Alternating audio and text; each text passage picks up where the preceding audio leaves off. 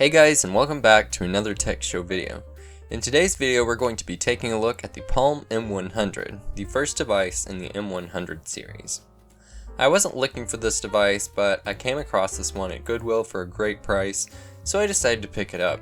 It is in very good condition and includes the original box, CD, manuals, and sync cable. You may have noticed that there is no charging cable or cradle, and that is because the M100 runs on two AAA batteries instead of a built-in rechargeable battery.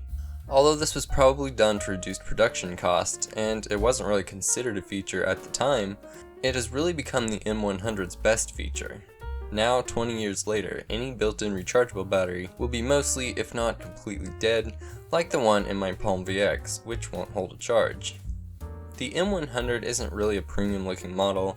It has a chunky, unstylish appearance, with one reviewer even saying it looked like a toy. It is pretty lightweight, and the plastic tends to creak and crack a lot.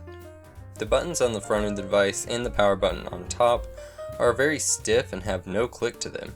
This may, however, be partly due to something the previous owner spilled on my device. It did seem as though there was some sticky stuff near the keys under the front cover. That's going to need a good cleaning. Being a budget device priced at only $149, the M100 has a rather small screen and only 2 MB of storage.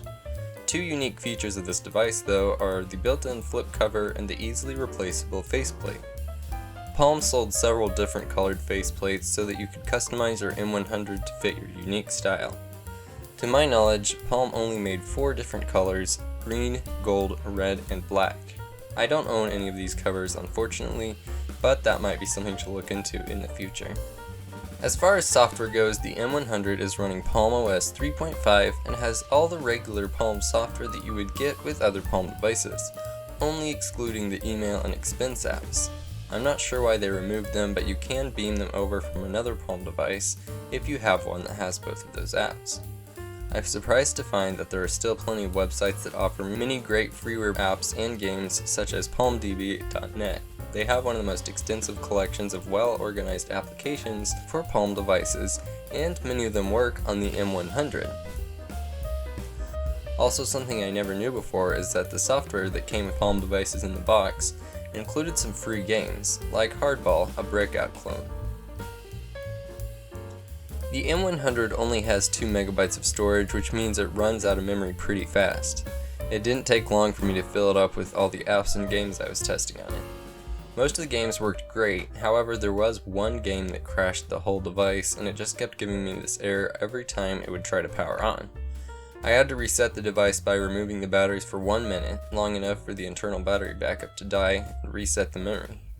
Thankfully, everything had been backed up over HotSync, and I was easily able to sync it all back to the device. But besides the 1 or 2 apps that didn't work, most of the apps worked great, and I actually got addicted to playing some of the old Palm games on here. As is typical for these grayscale displays, viewing angles and reflections can be difficult to get right. Generally, the more light the better, but with the reflective coating on the display, brighter doesn't always mean better. You're not limited to using this device where there's plenty of light though.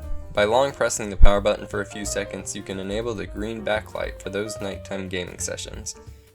In conclusion, this is a great device to collect because of the inexpensive price, and you don't have to worry about battery issues, since you can just remove them once you're done using it and replace them once they're dead. You will lose anything that's stored on the device though if you remove the batteries for more than 1 minute. That about wraps it up for today's video. If you enjoyed this video, it would be awesome if you could leave a thumbs up and subscribe to the channel. Thanks so much for watching, and I'll see you in the next video.